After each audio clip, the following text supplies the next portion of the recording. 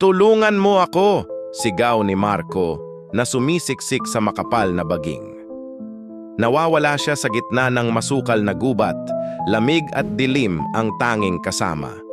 Paulit-ulit niyang tinatawag ang pangalan ng kapatid, ngunit tanging eko ng sarili niyang tinig ang bumabalik, parang naglalaro sa hangin.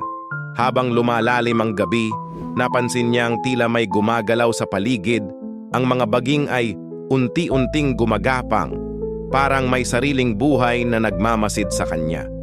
Napansin niyang ang bawat sigaw niya ay ginagaya ng mga baging, pero mas mahina, mas malamig, mas puno ng pighati at pangungulila.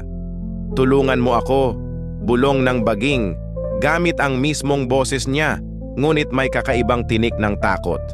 Napaluhod siya, nanginginig, habang ang mga baging ay unti-unting pumupulupot sa kanyang mga binti, parang mga kamay na hindi niya makitang tao. Sinubukan niyang tumakas, ngunit mas lalo siyang nilamon ng mga baging, hinihila pababa sa dilim.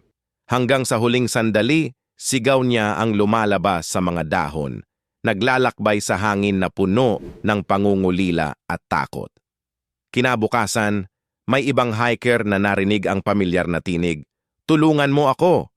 Ngunit sa tuwing lalapit sila, ang mga baging ay muling bumubulong, ginagaya ang boses ng bawat nawawala, naghihintay ng bagong biktima sa kanilang malamig na yakap.